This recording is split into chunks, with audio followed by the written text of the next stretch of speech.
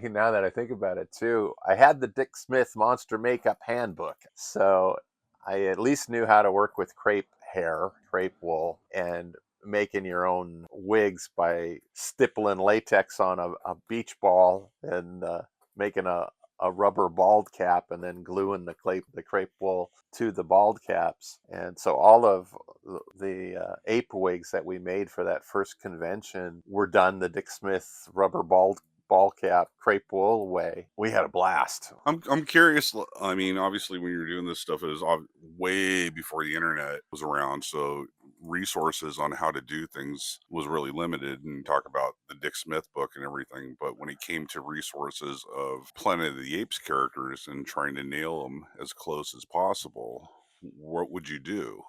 The only thing, and of course, growing up in Reseda doesn't put you in the center of Studio City, and of course, you're not old enough to drive. You can take a bus to places, but yeah.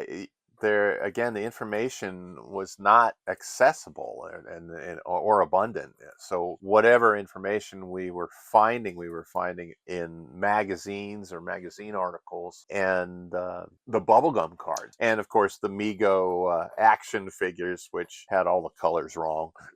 So our initial costumes were designed after looking at the Mego costume. So obviously the gorilla shirts and pants were brown instead of purple and all that, because we were just, and our bubblegum cards too, they looked brown.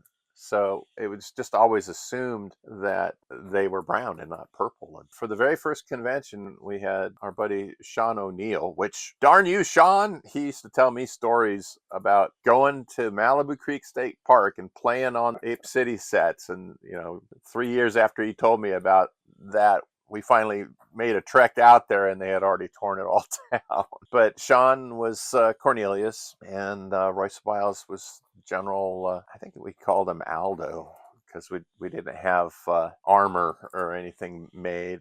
I was a soldier, and Dave was Dr. Zayas. My brother Dave was an orangutan. So the four of us did that very first convention, and we had actually discussed it with the master ceremonies beforehand, because both he and Doug Wright and the people in charge realized there would be a comedy moment during the costume contest, and that we should have some sort of a bit or something worked out. And sure enough, we got up on stage, and the audience started chanting for the apes to kill the MC.